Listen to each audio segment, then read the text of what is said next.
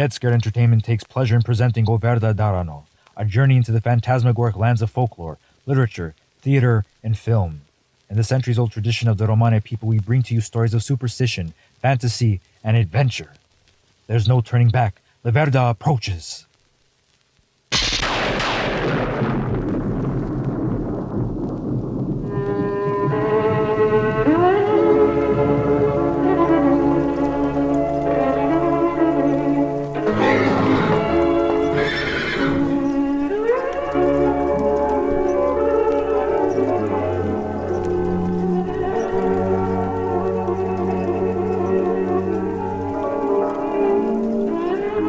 Latchi Ratyi Miro Amal. Good evening, my friend. I am as Makalai. A chair is still a chair, even when there's no one sitting there. Or is there? But the chair is not the house, and the house is not the home, especially when strange happenings occur, and spirits freely roam. If I go any farther, I'm going to have to bring out the bottle. But this is very true for the people we are speaking with today. Kevin and Felecia are a wonderful Romane couple living in Chicago, Illinois. They live an average American life, just as Bob and Sue down the street. What then makes them the subjects of tonight's petrifying publication? Shun.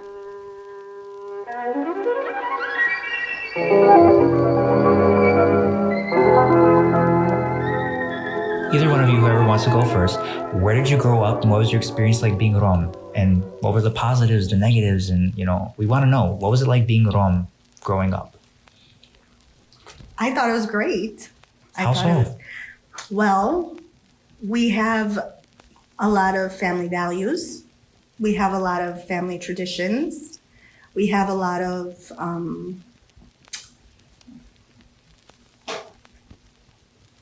things that we just do. I think our biggest thing is family.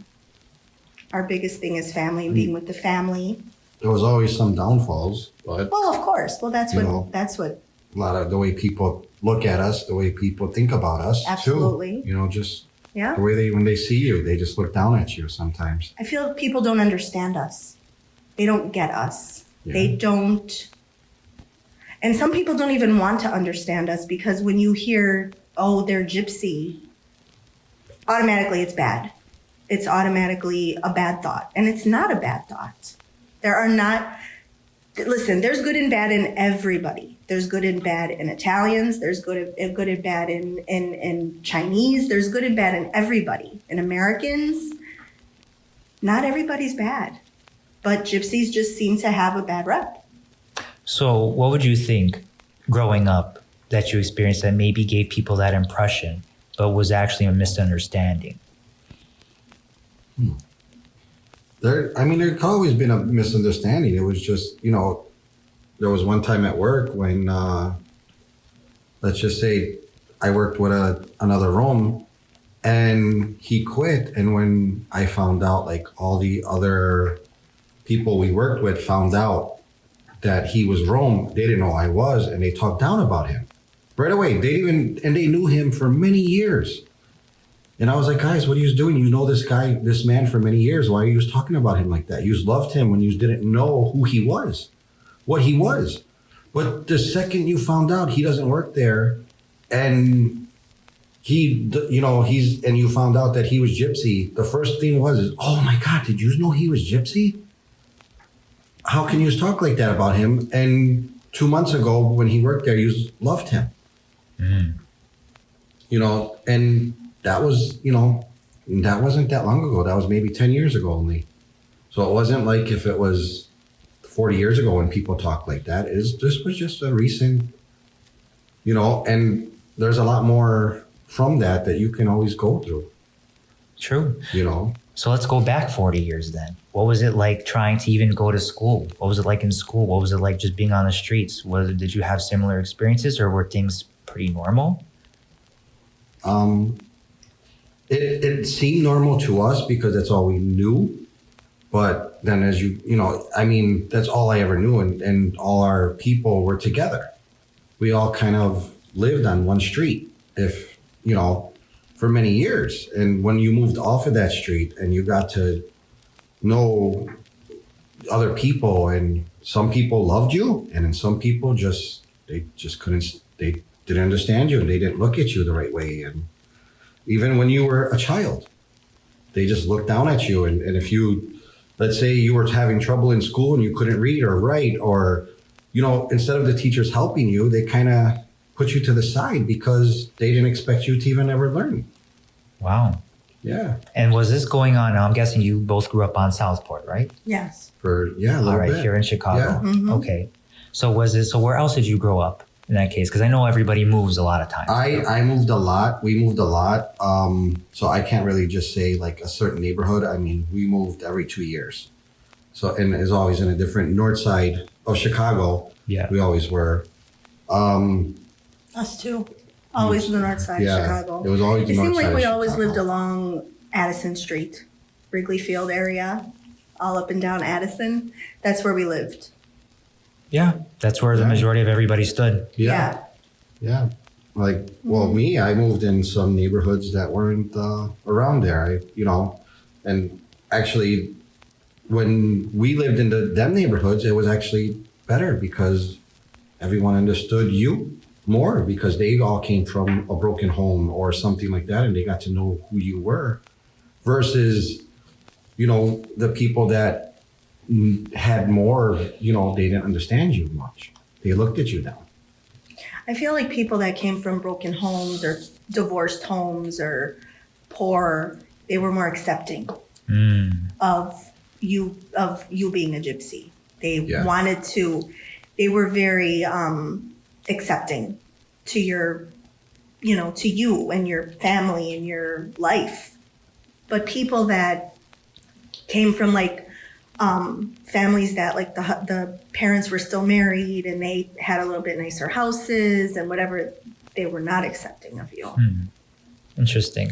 So when it came to the way that even in living in either in better neighborhoods or in worse neighborhoods, the lifestyle of the Roma, what would you consider that lifestyle was, whether people liked it or not? What was it like essentially back then? What was the daily thing essentially? I loved it back then when it was all the Roma together. We could walk in anybody's house and first thing they would ask you to do is come on, sit down and eat. It was, everybody was family. You felt like you were home. Felt like you were walking into your own home. You walked in and they made you feel very comfortable. Other Roma family, you just come on, sit down, eat. Yeah. And it was very comfortable and it was home. Everybody's house was like your home. Yeah. It was a great thing 40 years ago. And I mean, of course, today it's not the same because we don't live on the same street no more. And everybody got cell phones, so now you have to call them before you walk in. Before you used to be able to just go knock on their door. Hey, I'm here. Nobody used to lock their doors back then. No. Everybody's door was unlocked. You just walked in. It was great. It's true. So that probably made parties unbelievable, right? Oh, yeah. Amazing. The best 3-day parties. Yeah. Parties never ended sometimes, all weekend. Is there one that specifically stuck with either of you, or the both of you that you maybe both were at? No. Not that we were both at. No, not really. Until we got older. Which family is weird. parties. That's weird. Yeah, but yeah, we were never at the same parties. We didn't even know each other until we kind of met, which is weird. How did you guys meet? Through her ex-boyfriend. Wow, now that's an interesting story. Yeah. Huh, that's something. So What's the age difference? About 1.5 years.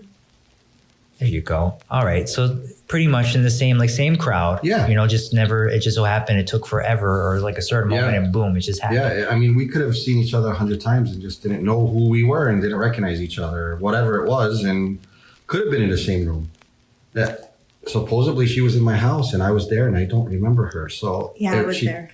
She tells me that I was there. I remember the day and I remember exactly what happened. It was, she came to see my nephew with my sister-in-law And they came to see them, and I don't remember. I remember my sister-in-law coming. I don't remember her coming, which is very strange. It was maybe meant that way for us not to see each other, just until later on in life. Maybe. And I mean, I can't tell you, even in the case of like with us two, how many times we were in rooms with people that we didn't see till years later. We're like, wait, you were on that party? Yeah. You were here, you were there. Like, I think back, and one of the things that pops in my mind is there was this one particular time that we all, so many kids got together for Halloween. And I mean, and I think back to this, and looking back now, I'm like, you were there. And now I know you guys completely for a whole different reason.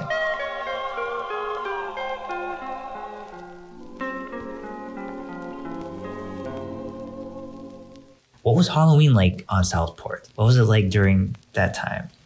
And just being with the Roma. What was Halloween like for the Roma?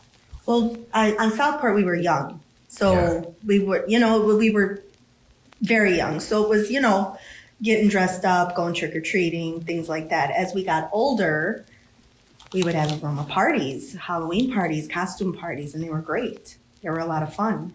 What would you guys do on those parties? If you had to, in other words, give me a picture of how it would be or how it was on some of these parties. Everybody would be dressed. Everybody would come dressed, and we would just party and have a good time. And everybody was family. Like we said, there was no fights. You don't have to worry about nobody else being there because everybody knew you. Everybody knew everybody. Yeah, it was. Everybody knew everybody. And it was, it always seemed to be one of the Romas. It was his birthday.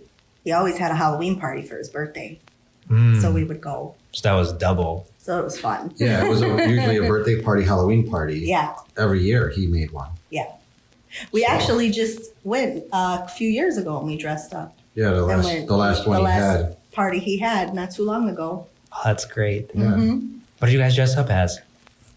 So I was, oh God, what's her name? From Orange is the New Black. She was one of the prisoners from Orange is the New Black, and I was a priest to give her last rites. That's great. In terms of the costumes that you guys had, what did you guys dress up as? What did you guys do? You remember do you remember one Halloween that really stood out to you? I was dressed this way and I remember this because of this or that. I remember one year I dressed up as a señorita, and my aunt did my makeup for me, and it was she made me look so pretty. I told her, do your makeup do my makeup like your makeup. And I had a dress, and she took me out, and I'll never forget it because my aunt's not here anymore. So that sticks out. What about you, Kim? There was one year where someone just decided to make a party, and none of us really had costumes that year. It was Halloween day, and everyone says, let's just make So my baba, which is my grandmother, she was like, I can make you guys costumes. I need you guys to do something for me. Go find sticks and leaves and all this stuff outside. And we were like, okay, how are we going to make a costume from sticks and leaves and all these things and bring it all? She got us a garbage bag and she made us a tree. She made us 3 trees. There was my brothers. And she made us 3 trees, and we were able to go on, just from, just sticks and leaves and things like that. And, and that really stuck out to me. Wow, that's great. Just because of that. I feel like that older generation as well, they didn't have set costumes, which we spoke about in another episode. They did not have costumes back then. So they would literally they made everything. Yeah. They made all the costumes, and they were very creative. And they were very nice. The costumes that they would make were always so nice. Just from things around the house. Mm-hmm. Some of them still do that today. My Make mom the does that costumes. always. Yeah. Every year. Make the costumes for the kids, or Yeah. you know, if like the adults are having like a party or whatever, they made their costumes. For sure. Yeah. And see, that's the thing. Because I even looking back, I was going through some stuff in the basement, and we found a little box from Woolworths. It was a devil costume, still in there. The plastic, the rubber, Wow. the thing. The rubber face, the plastic mask. Did you ever have one of those? Oh yeah. Oh, yeah. Oh yeah, for sure. I had tons of them from Yeah. Jupiter. I don't know if you guys remember Jupiter. No, they're too young. Yeah, he's too young for that. That closed down. Oh my Jupiter was the place to shop back when I was a kid, when I was 4 or 5. It was kind of like the Walmart of today in a way, you know, just a lot cheaper stuff. Almost like a dollar store Walmart. We need Yeah. one of those. That's what we need. Yeah. Yeah. It was like, you know, cheap stuff, dollar store stuff, but like a Walmart where they had everything. You know, costumes and, you know, they always had them plastic coverings, you know, that you put on. You know, Everything was plastic. everything was a plastic. And we were back so then. happy to get them. Yeah. Those costumes. You know, and To go shopping, they'd have them in the stores and they'd all be against the wall, but facing outward, and you would go and just stand there and Pick- just look and look, which yeah. one do I want, which one? Was there one that you guys remember specifically? Like, I want that one. Rainbow Bright.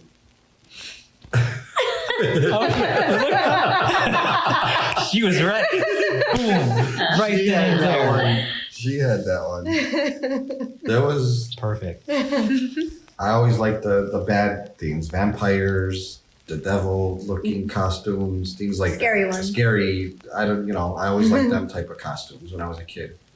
I remember once I wanted a vampire one, and my mother and father said, "Oh, I'm gonna go get it for you. I'll be back." They didn't take me.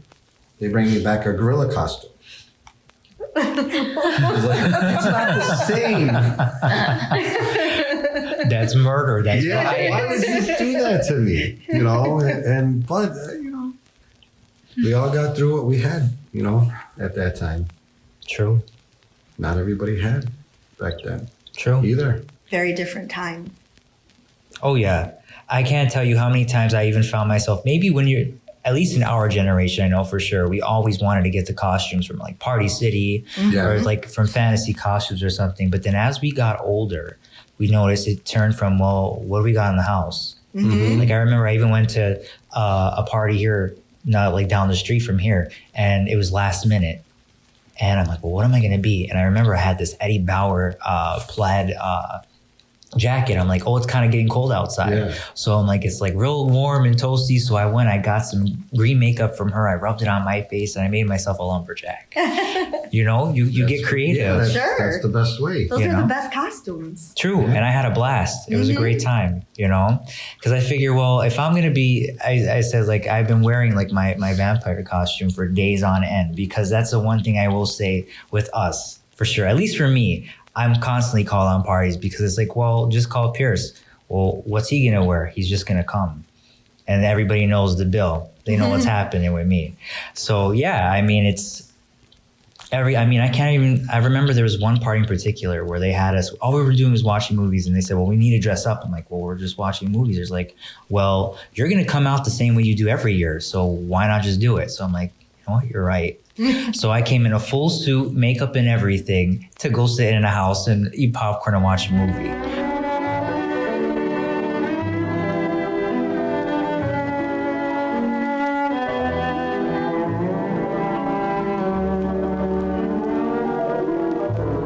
What were some scary movies that stood out to you growing up? Oh, my first scary movie, I can't remember the name. That's my biggest problem with it. But it was about this haunted house that these people went to live in. It was a black and white, but you know, that's how, you know, it's one of them. And most of it was a normal scary movie until the end of the movie, where the woman comes out of her room and she's walking down the stairs. It was like one of them staircases, you know, with the two, you know, into the one. And there was a statue behind her, and someone's jumped out at her, and the statue fell and the head came off, and it was her head. And that freaked me out as a kid. That was pretty cool. I don't even know what movie that is. I don't know the name of this movie, but I was a kid. What year it was that? Back probably in the 50s or the 40s. I'm not sure. The movie? No. Yeah. What? This movie, well, I wasn't from then, but this was, you're you know. I was going to say, yeah, you look good for it. Yeah, I wasn't there, you know. But that was one of the very first times I watched a movie. I was young. I was like 4 or 5 when I watched that movie. Mm-hmm. Was it home or in like a Yeah, it was at theater? home. Yeah, it was when we first got video. You know, that was before that. There was no video back then. So it was like on a VHS or something? VHS tape, yeah. Got you. Yeah. This was one of the first times, and my father wanted to see this movie. I don't remember because I was too young to remember the name of the movie, and I watched it with him. And then, of course, there's always, the Freddy Kruegers and, all them type of things. The newer generation, but you were talking about Bela Lugosi and all them, and that's the first one that would pop in my head. Unfortunately, I watch movies like that, black and white, like that. I, of course, watched The Exorcist, and that scarred me for a long time. How so? Like, where were you when this? Because everybody remembers where they were, who they were with when they seen that movie. Kind of like everybody remembers when 9/11 happened. That's one of those things. Yeah. Trauma. I was home. I watched it on VHS, and it was just me and my mother. I don't know why she let me watch it. How old were you? That I don't remember. I was little. I was young. Not little. I was young. Mm-hmm. Oh. See, The Exorcist, when I was younger, it didn't scare me because I didn't understand it. But as I got older, I was about 13, 14, and my mother put it on. She wanted to see it. It was Halloween time, and it was, so she wanted to see it. And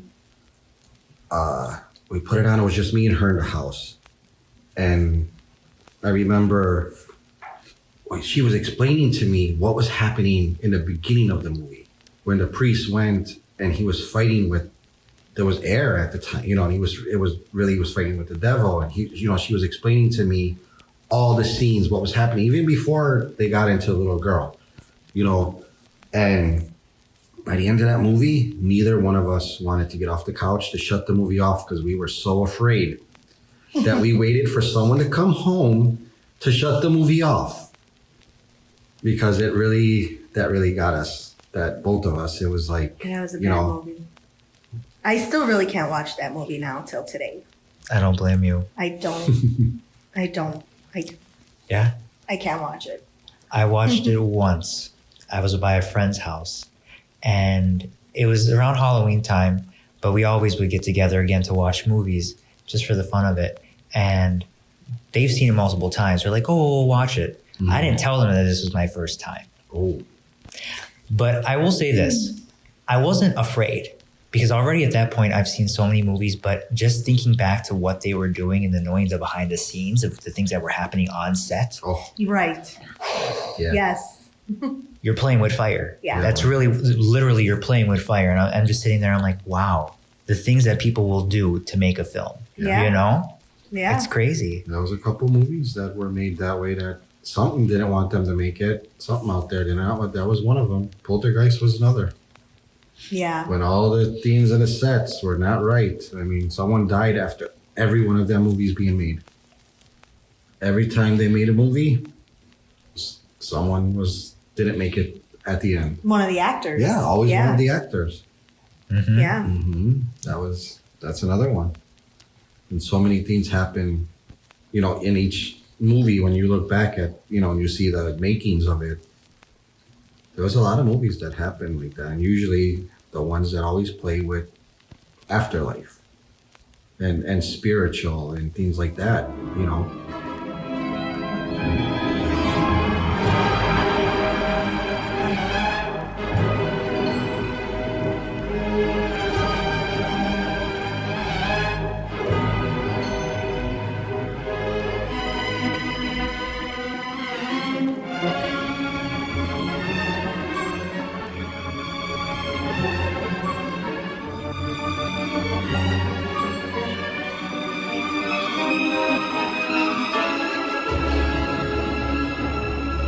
Do you believe in ghosts and vampires and werewolves and aliens and things like that?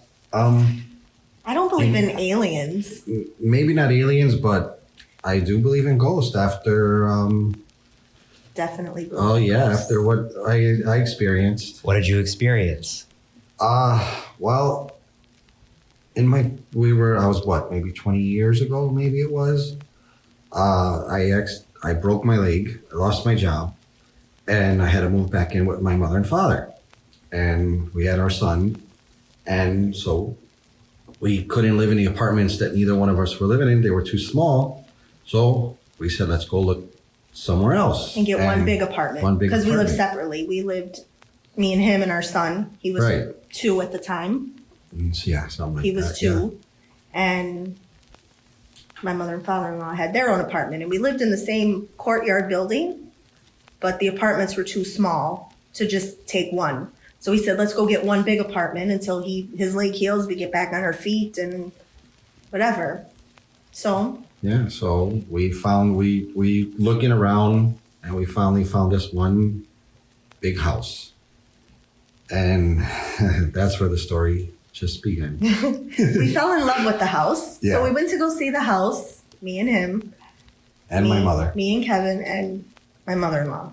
And we loved it. We walked in the house and we were like, oh, this house is perfect. Look how big it is. It's huge. It's beautiful. And I remember when we were looking at the bedrooms, and my mother-in-law said, oh, your bedroom set will fit in this bedroom, because I had a really big bedroom set at the time. It was like crazy big, like big headboard and all that. And I was like, oh yeah, it'll fit in here.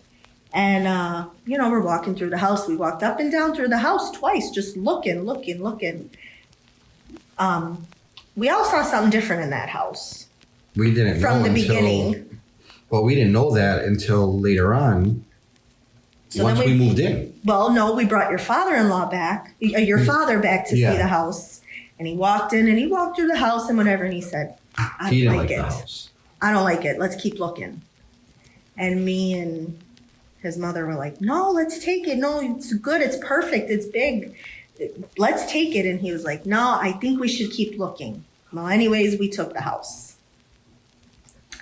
Now, there was a family, when we went to go see it, there was a family that lived there that was moving out, and we assumed it was part of the landlord's family that lived there, but we're not sure about.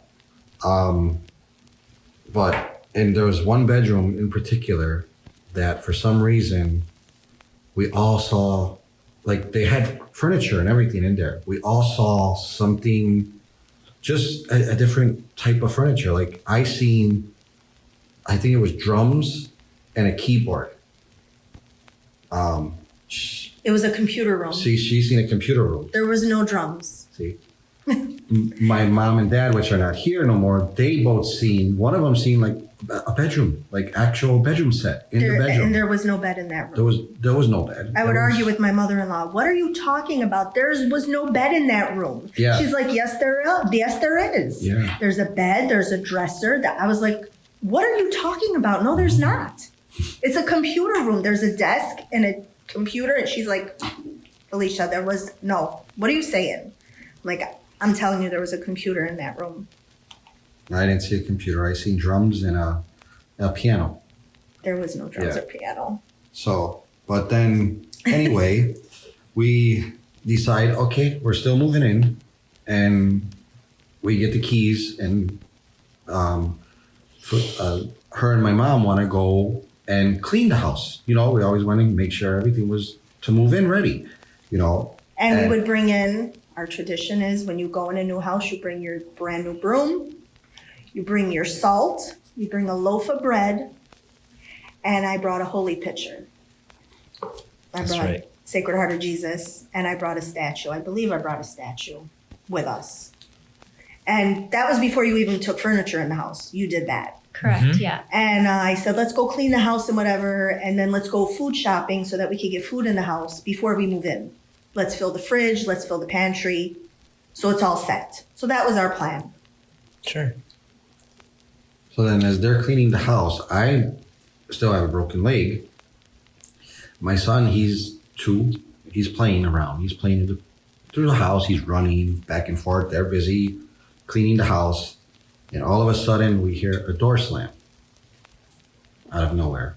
Now, my son's only 2. He don't know how to really open doors yet. And somehow the door with him, the windows were open because we were cleaning the house. The door got locked. He don't know how to lock a door. We didn't have doors locked. And he was locked in the room all by himself. Yeah, there was no one in the room. We were all outside the room. And he was sitting there. He knew he was stuck in there. He was crying and he couldn't literally open the lock. And so she had a panic, ran downstairs screaming at the people, we need a phone. This is pre-cell phone days. Yeah, we didn't really have a cell phone. So I was like, let me run downstairs to the neighbors and ask them to use their phone so I could call the landlord so that we could, because the doorknob was like, there was a key. There was a key for that door. So I was like, where's the key? Yeah. They didn't give it to us. So I ran downstairs and was like, can I use your phone? Well, of course, the people downstairs didn't really speak good English. So they didn't know what I was saying. But I was screaming, I was crying, and I was like, please let me use your phone. And then you got the door open. So somehow I got a screwdriver, and because I couldn't kick the door open because I had a broken leg. I tried and I couldn't get it. And while she's gone, I tried to jimmy open the door with the screwdriver, ended up breaking the door, but I got it open. Mm-hmm. And then the fire department showed up. And, the people gave me their phone. I called 911. Yeah. So the fire department showed up and then they showed me how to literally open the door, but that's not, but somehow the door just shut out of nowhere. Nobody was there and it locked. Still don't know how. It wasn't a windy day. No. It wasn't like, you would think, oh, maybe the wind shut it. No, the door was all the way open. There was no furniture in the room. It was an empty room. It was all empty. So the door was pushed all the way in, like actually resting on the wall of the room. It was open, the door. And then it was shut and locked. And we couldn't get in. So then... With our 2-year-old son in the bedroom, crying. Yeah. So then we moved in. And when we got there, everything seemed fine for a little bit. Everything was, I would say even a week or so, at least. Then they were cleaning out another closet that we found this picture. Now, it was, how would you explain that picture? It was like a canvas picture. It was like a canvas painting. And it was very dark.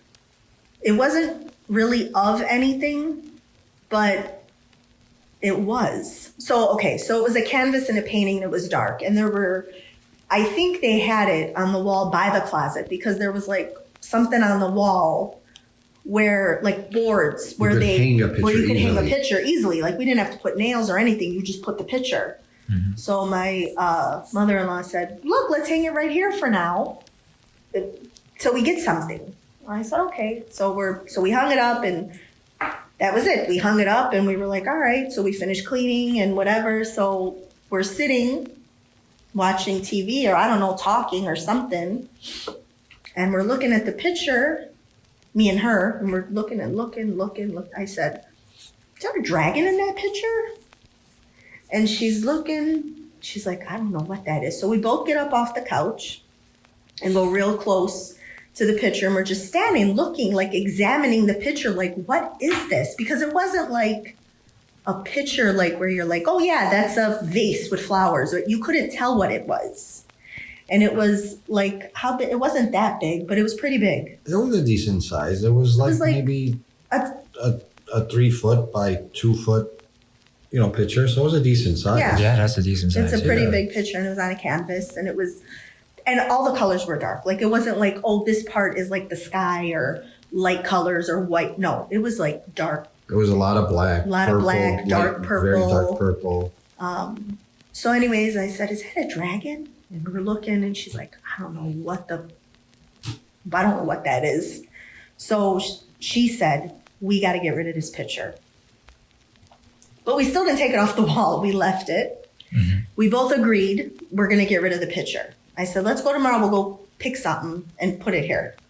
And that was it. We left the picture up, and I don't know why. I don't know why. But we both said we don't like this picture. We don't want it. It looks evil. Let's get rid of it. But left it up. I don't know why. And then the next day, you just got rid of it, I think, because when I bought a new picture, because when I came home, I was looking for a job at that point, and then I came home, and they got rid of the picture, and I asked them, where's the picture? What did you do with it? And they said, no, we got rid of it. We didn't like it. And that same day, my son was running and playing, and he used to drive his bike back and forth through the house. There was like old, I don't know, I think it was laundry chute. It was like a laundry chute. But it was painted shut. It was like shut. I even tried to bang on it. I could not ever get it open. We wanted to see what it was at the time. Well, of course, my son touched it and it just opened. And that was the day everything kind of starts, in a way. And from that day on, the picture was gone and the chute opened. We all start seeing, like, I would say maybe it looked like a little mouse. Like we thought we had a mouse at first. And we always seen it from the corner of your eye. You've seen something go by you from the corner of your eye. But mind you, the four of us never told each other we saw this. I didn't tell him, I think we have a mouse. I never told him. None of us wanted to tell each other that we were all seeing this thing go by. And her and my mom were afraid. I start looking for this thing. My dad was afraid too. They were all afraid of it. I start looking for this thing. I want to kill it. I want to get rid of this. I want it out of the house. Well, little by little, this thing got bigger. Every day it seemed to get bigger. Now, for me, it only got maybe about under 7 inches, 8 inches. Started looking like a snake. That was the biggest it got for me. Whatever this was. But for my dad, my mom, and her, it was different because they were afraid. Every one of them were afraid. I was never afraid. I kept looking. It chased me. For me, it was a 10-foot man that chased me. So one night, me and my mother-in-law were sitting up. We used to sit up late all the time. We would just sit up, sit by the table, talk. So we're sitting, and the chair I was sitting on in the kitchen, when I would look to my left, I would see the whole house, like literally the whole house. So we're talking, and I see something like in the corner of my eye, so I look, and I see something in the front room, but I see it like fast. Like when you see something fast, you don't know what it is. So I was like, oh. What's shaking, OVD fans? This is Pierce Horvath, co-founder of Dead Scared Entertainment. Raquel and I are so glad to have you listening to each and every episode of Verda Darano, and would greatly appreciate it if you'd give us a 5-star rating and leave a positive review on whatever platform you tune in from. This will help us reach more fantastic fans just like you and make the shadows just that much more friendly. We put a lot of effort into this, and all our content, including drawing videos, true paranormal experiences, and even more, is all accessible at deadscaredentertainment.com. And if you'd like to reach us through the ether and contact us regarding content ideas, general questions, or just to say hello from the other side, slither or swoop your way over to the Contact Us page on deadscaredentertainment.com. Thank you for listening. And now, back to your favorite bone-chilling broadcast, O Verda Darano. Okay, so by this point, we've already told each other something's going on. Yes. We went too fast. Yes, we moved a little too fast. So let me go back a little bit. We finally tell each other what we're seeing because we all went to a family party and his dad couldn't come with us because he had to work. So he didn't come with us to the party. So we all went to his uncle's house for a party. And we came home and his father was sitting on the back porch. with every single light on in the house. I'm not exaggerating. The kitchen light, the bath. We had 2 bathrooms, both bathroom lights, the dining room light, the front room light. All the lights through the whole house were on, and he was on the back porch, and he had the TV on in the kitchen, full blast. So we were like, oh, we knew already when we pulled up, we knew. So we got home, and that's, I think, the first time we told each other what we started seeing what we that were all seeing, that we're seeing things in the house, and that we're scared and whatever. And that's finally when we finally told each other what's happening. And Now, my dad never told us really whatever happened, why he had every single light on. He would not tell us. He kept that a secret. We still today don't know. He never know would happened. tell us. He said, no, I won't tell you. So we don't know what happened to him that day. That's the only bad thing. I wish we knew what happened. I wish we knew too. Yeah, that would be something right there. I don't know what happened to him. So finally, we're talking about everything that we've been seeing and what's going on and how afraid we are. And I'm saying, but you know what? The only place I feel safe is in my bedroom. That's the only place I feel safe. I don't feel safe when I go sit in the front room. I don't feel safe when I'm sitting in the kitchen. Like, I don't want to sit alone. Jade, my son used to. You passed a lot of stuff up. You're going too fast still. So then, after that day, after we told each other, we all started having problems. Every one of us, for some reason, started getting grudges against the other person. It could have been about a cookie. It was about sometimes the dumbest things. Yes. Like we were all arguing, all the 4 of us, just argument after argument for nothing. And this is now almost a year after we lived there. This is not like, a couple of days. It took time for all of this to keep going. And then we started all having money problems because I'm already working and I was making good money. My dad was working. My mom was working, so we all had money. It shouldn't have been where we were struggling still just to pay the light bill. Like, we couldn't afford the light bill. And we're all working. It was just the money problem started coming. And we couldn't figure out what it was. I'm making, at the time, a lot of money for the time it was 20 years ago, where I could have afforded that place myself now. I could have afforded that whole place myself. I didn't need my mother and father, but we still lived together. And I didn't want to move out on them just because, And we enjoyed living with them too. We all loved, we enjoyed it. All the problems started happening, the money problems, where we couldn't, some days we were like, we can't even eat because we have no money and we couldn't figure out what it was. There was so many problems. Her and my mom didn't talk for 6 months while we lived together. They wouldn't even look at each other after, stuff like this, until one day, they were sitting in the kitchen where she was getting, that's when they started talking back again, but there was so many problems that whatever this thing was sucking the energy out of us. It wouldn't let us be who we were. We were all different. We were all different. I didn't and then care we what just, it was. him and me and his mother decided, all right, we're going to pray. We're going to start praying in the house. We're going to pray the rosary. And we're going to just start praying. Because, of course, we prayed on our own, but not together. So we're going to pray, the 4 of us, all together, every night. Did you know that when we got in for prayer time, we couldn't pray? We would start the rosary and something would always happen. We couldn't finish it. We couldn't finish the rosary. We couldn't. So, and then we would give up. And that's very odd because his mother was a very, very, very religious woman. And nothing ever stopped her from nothing praying. Stopped her. Nothing. I remember. And it was, we couldn't pray. So, I skipped one thing too. When we first moved in, when my grandmother was by the house, she came.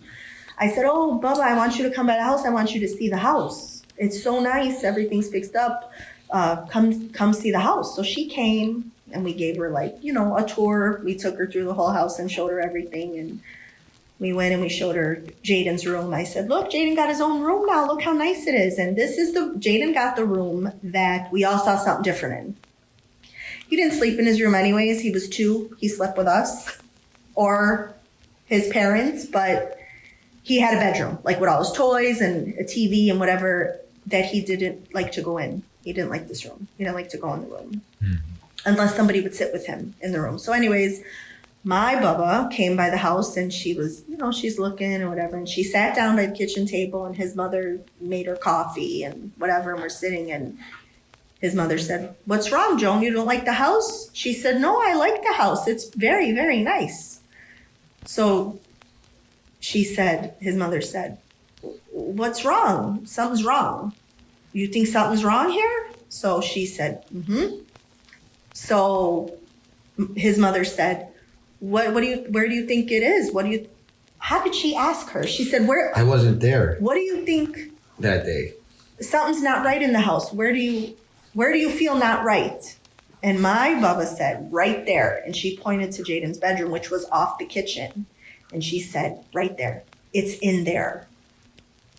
We didn't say anything. Me and his mother looked at each other and we were like, yep, she's right.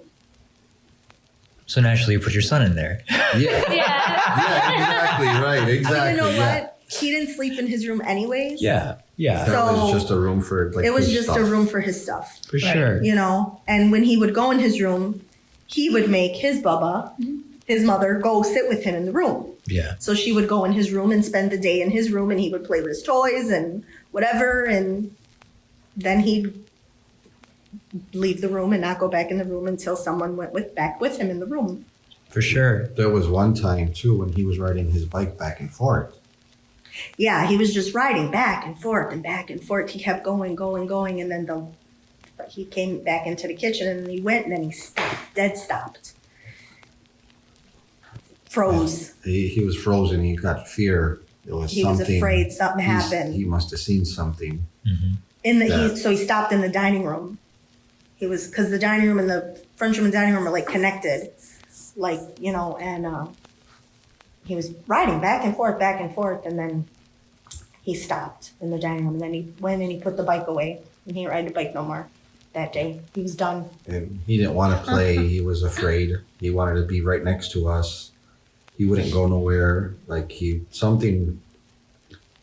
seen something or something scared him of some sort, which, he was too young to tell us at that time. He was only 3. He was 3 at this time. Yeah. He was by this time. Yeah. So, but then now we could get to where my mother and her were. So we're sitting. So now we're sitting by the kitchen table and we're talking and I'm looking through the house and I see something and I'm like, oh, it's here. And she started to swear it. Get the hell out of here. Get the fuck out of here. You don't belong here. And she was walking through the house and she was praying, put all the lights on. And she said, maybe let's go on to bed. Tomorrow's another day. I said, okay. So I said, wait till I go to the bathroom. So she said, okay. So she went in the kitchen, she waited for me and I went to the bathroom and then I said, okay, I'm ready. And then we went and our rooms were right next to each other, hers and mine. We're like right next to each other. So we both, I said, all right, good night, I'll see you in the morning. And we went into rooms. Well, Jaden was eating a banana before bed or at some point or whatever, and he left the banana peel on top of my headboard. So when I laid down in the bed, all you smell is banana. So I was like, oh no, I gotta throw this banana peel away. So I grabbed the banana peel and I opened the door. And I you open your bedroom door and you just walk out and go do what you gotta do. No, I opened my bedroom door and I peeked my head out and I looked. And I looked both ways. And I felt, don't go. That's what I don't go. Just put the banana peel on this dresser over here. You won't smell it. Just put it over here. Throw it away in the morning. But anyways, I went and I went to the right because that's the kitchen was to the right. And I went to the right and I was walking and the garbage can was right in the beginning of the kitchen right there. And I walked a little bit and I was like frozen. I stopped and I was like, I was stuck. And I real quick, and I put my 1 foot forward and I tossed the banana peel in the garbage. And when I turned around, I felt it behind me. And it was over me. It was towering over me. It was a person. I know, I felt it. It was something. And I ran back to the bedroom. I didn't walk fast. I ran. And when I shut the door, I didn't when you shut your door, you just shut it and you face the door, you shut it, and then you turn around. No, I pushed the door hard so that it would shut. So I didn't have to turn around and look. And I shut the door and then I went to bed, and I didn't go to bed. I went on the bed, but I didn't go to sleep. And I prayed. So the next morning is when we decided, okay, it's time to move. That was the very next morning. Yeah, I told him what happened in the morning. After she told me. I told him what happened. I told his mother and father what happened. His father said, we got to get out of here. It's time to get out of here. When we were all for it, we were like, yeah, we got to get out of here. So we're talking, okay, back then, how you looked for apartments was of course you could look in the newspaper or whatever, but I said, let's go driving around in the neighborhood where we want to live and get, back then they would put the phone numbers outside for rent with the phone numbers. And so I said, let's go driving around and get phone numbers and then we'll come back and we'll call them. So we were doing that for how long? Days. Long. Days. I would bring a notebook and I would write the address of the apartment I would see with the phone number. And I would keep it in the notebook so that I want to recall the same place because that's how much we were doing it. And he said... we were looking for 2 apartments, not only just one, because my mother and father said, let's move separate. Let's go back on our own. So we were going on our own and my mother and father were going back on their own. So now we were not only looking for 1 apartment, we're looking for 2. And so after we're looking and we everywhere we either went, it was, it wasn't for us. Something was wrong with that house, whatever it was. It was, if it was a 1-bedroom, 2-bedroom, we were looking for anything, just to get out.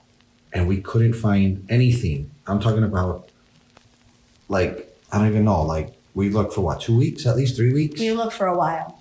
Until one day he said, yeah, I got an idea. I'll tell you in the car. And I was I didn't want to say it in the house. He didn't want to tell me in the house. He didn't want to tell me in the house. He said, I'll tell you in the car. I was like, all right. So when he got in the car, he said, so when we left, we got in the car. He said, let's go driving around and get the phone numbers and then let's go by your Aunt Roberta's and call the apartments. Let's not come back here and call the apartments. So I said, okay. So that's what we did. We took Jaden with us. We went for a ride. We got all the apartments. We went by my Aunt Roberta's. We called all the apartments. We made an appointment to go see the house we took. But anyways, we called and we got the appointment or whatever. So we went. No, we didn't tell your mother and father yet. We said let's not say anything. Let's not talk in the house. Let's just go see the apartment and wait. So we did. And we loved the apartment that we house. Yeah. Yeah. So we went and we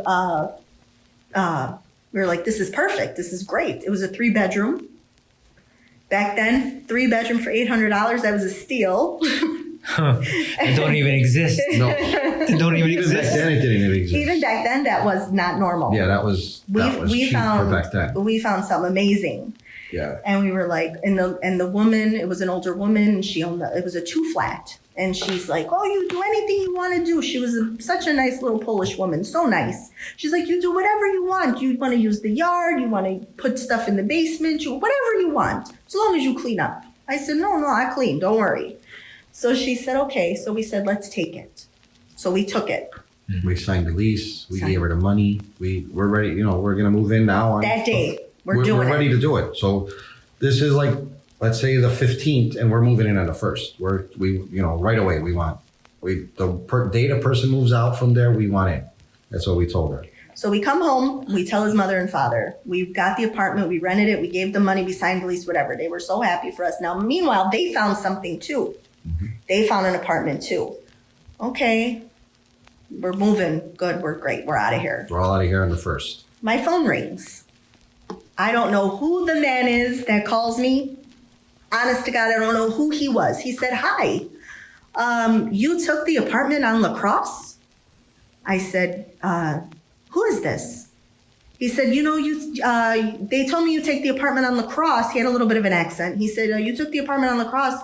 I want to know if you don't take it. Maybe you don't want to take it. Let me take it instead.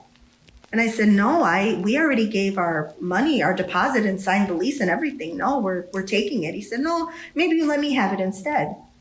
No, I'm sorry. No, we already signed a document. Thank you. And I hung up on him.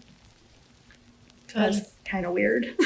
I don't know who the man was. Still till today, the woman didn't even know who the man was. So we asked her about We asked her, the landlady of the new house. I asked her, Irene, did you give my phone number to some man that wanted the apartment? She said, no. Yeah.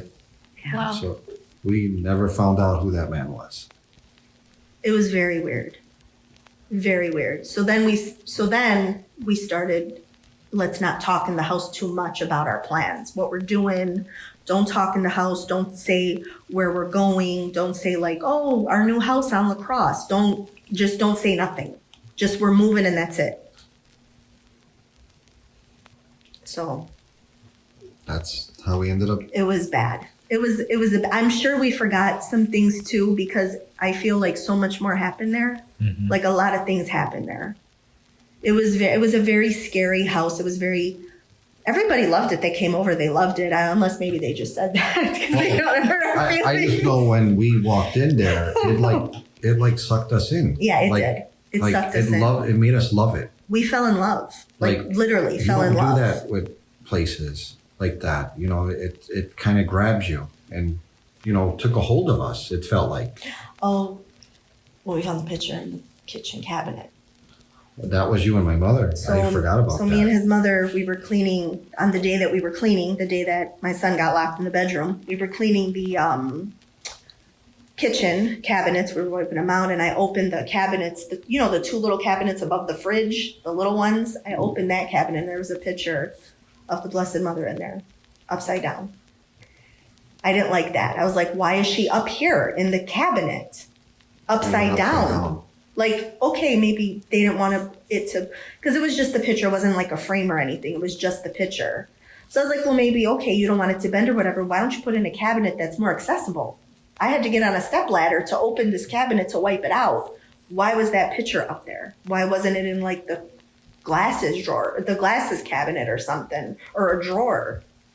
So I thought that was kind of weird that that picture was there. And I know my mother-in-law hated that. She was like, oh, God, what is the picture upside down? She didn't like that at all. That's no good. Yeah, I wish my mother was still here. She had some other stories when She used had to a live, lot too, of stories. where we used to live on Southport, actually. We're talking about Southport. Mm-hmm. I don't remember all the stories. What do you remember? What do I remember? I remember having to move out the window when we moved out.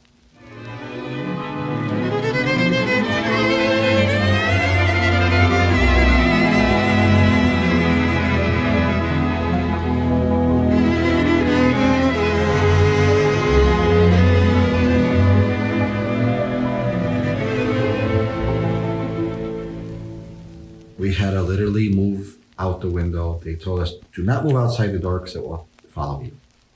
Don't let whatever is in this house know you're moving.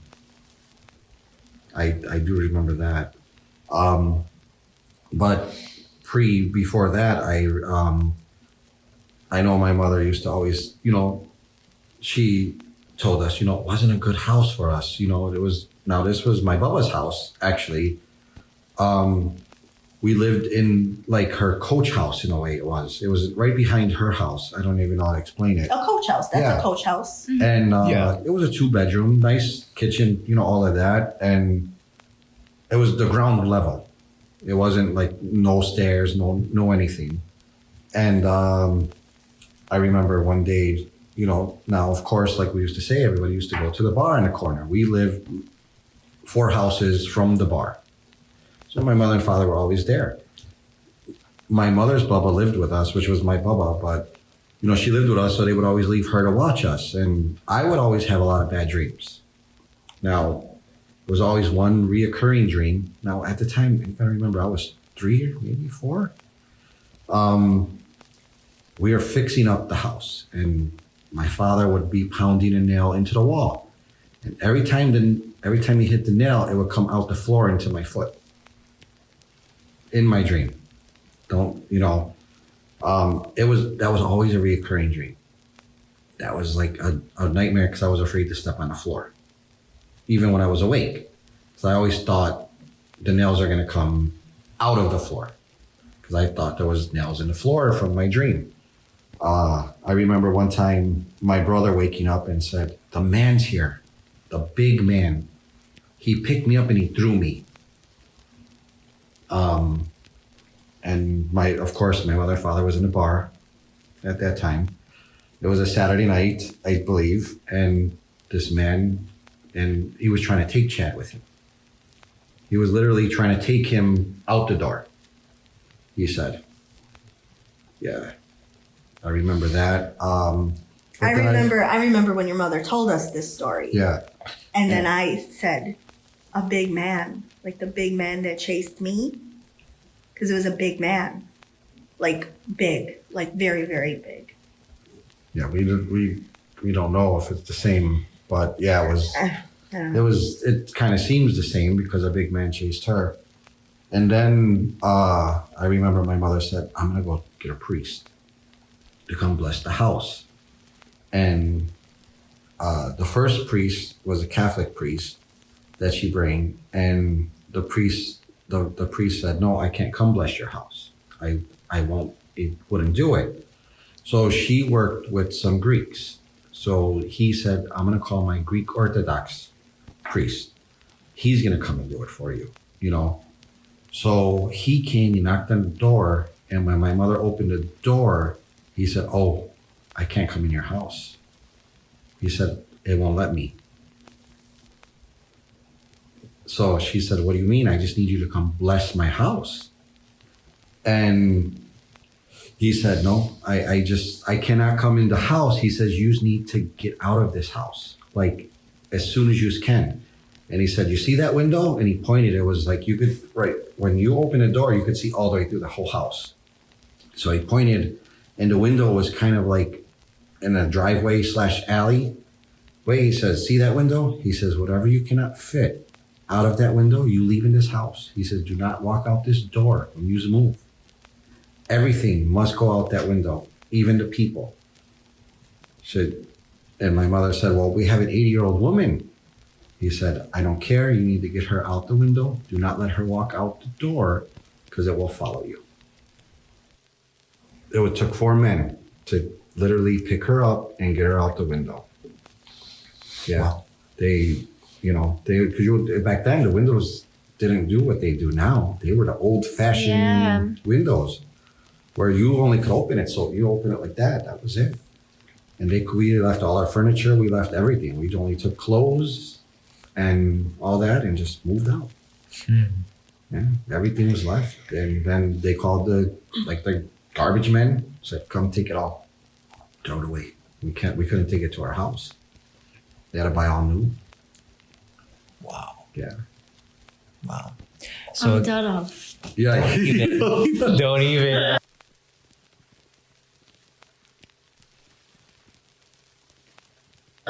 So here's the thing that I've learned from my mother-in-law. Yeah. And I believe it, and this is what I feel. I feel that in some instances, God will allow things to happen because you are never supposed to say, "Well, yeah, I believe in God, but..." You're never supposed to say that. And I hate to admit this, but I used to say that in the spooky house that we lived in. That's what we call it, the spooky house. I used to say that. "Well, yeah, of course I believe in God, but..." Never supposed to say that. Nothing is more powerful than God. That's our belief. That's what we believe. That's our religion. That's what we believe. And I feel that for whatever reason, that was a lesson,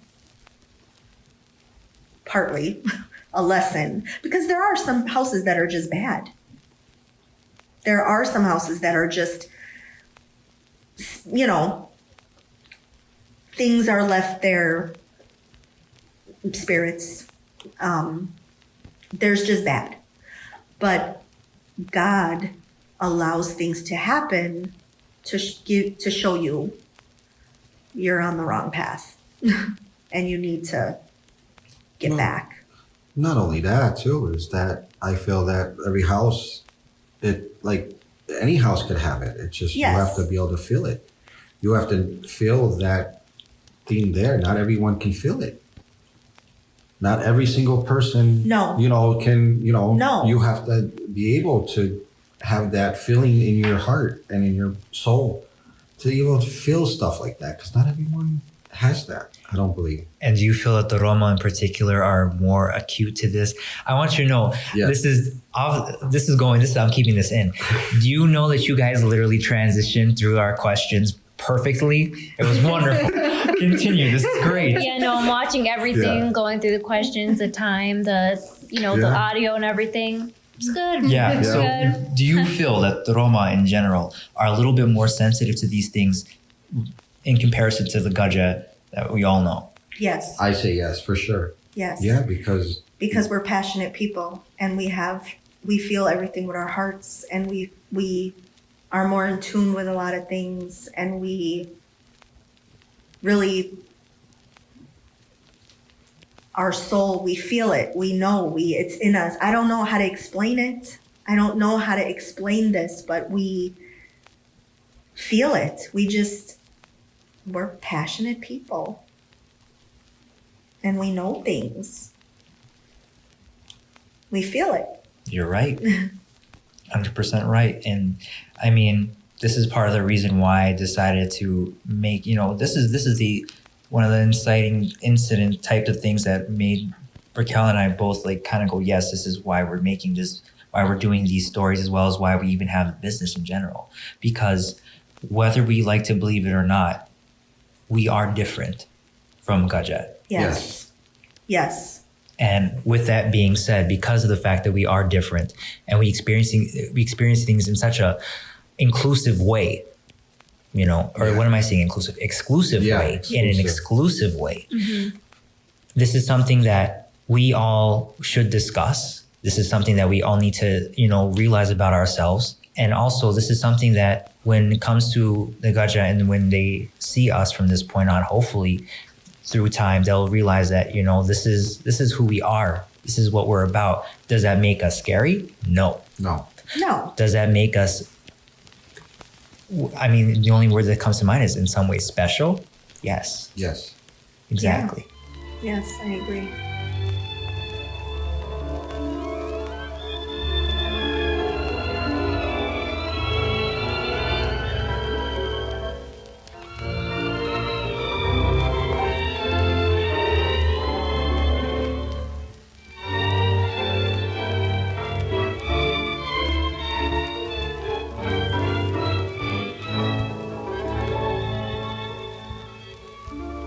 We have one last thing that we would like from the both of you, but I mean this, you two have been amazing guests. Thank you. Truly amazing guests, and we're so happy to have you on the podcast. But if there were some closing statements you would like to give to our Roma, young and old alike, to kind of give the gist of if there's something you'd want to impart on our people, what would you like to say? You want to go first? I feel that our people have come a long way. I feel our people have, they're doing so many things that they couldn't do before. Look at you guys, you're making a podcast. That was never possible back when we were young. To talk to people, nobody even wanted to talk to you if they knew you were Roma. They didn't even want to talk to you.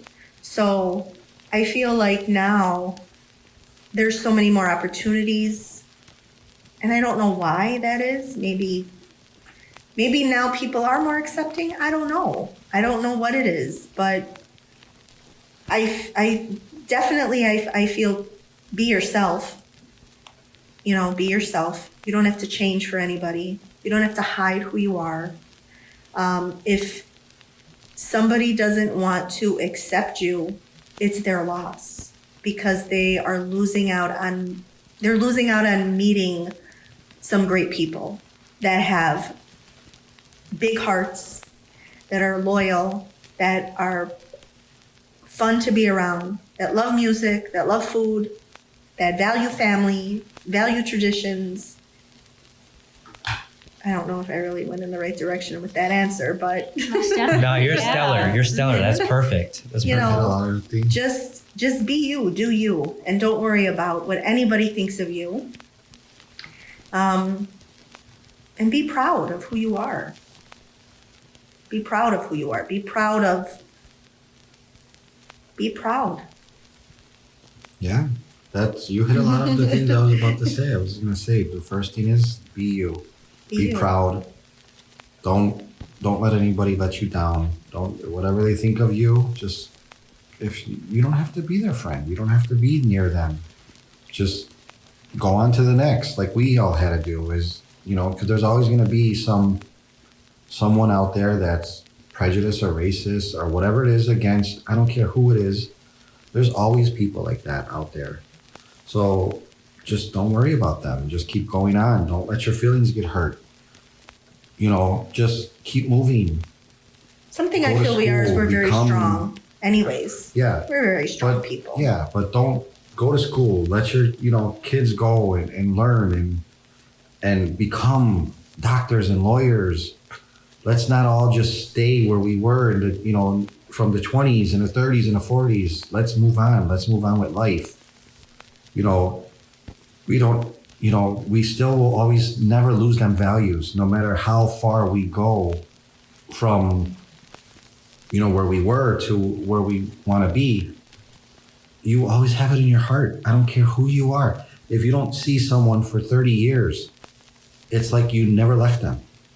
I don't care who you are. So always remember that. That's something to, I swear, I seen someone I haven't seen in 25 years, and we just started talking like if we'd seen each other yesterday. So you always have it. So don't never let that go. Be you. Be Roma. And be proud. Be proud. That's gold. That should go on a t-shirt. That was perfect. I love that. Be you, be Rom, be proud. I love that. Yeah. I love it. Well, Great. Again, thank you both so much for spending time with us. Have a little coffee, sitting nice. And this was Verda Darano. And we are recording here at DePaul University. Raquel and I are very happy that you spent some time with all of us, and we hope to see you in the next episode. Till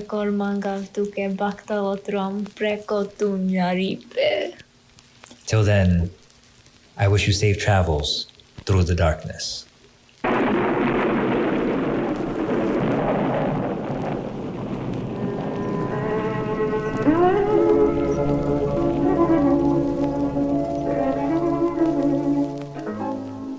This broadcast of Verda Darano was brought to you by the talents of Pierce and Raquel Horvath, creators of Dead Scared Entertainment, with the help of Piroshka Raj.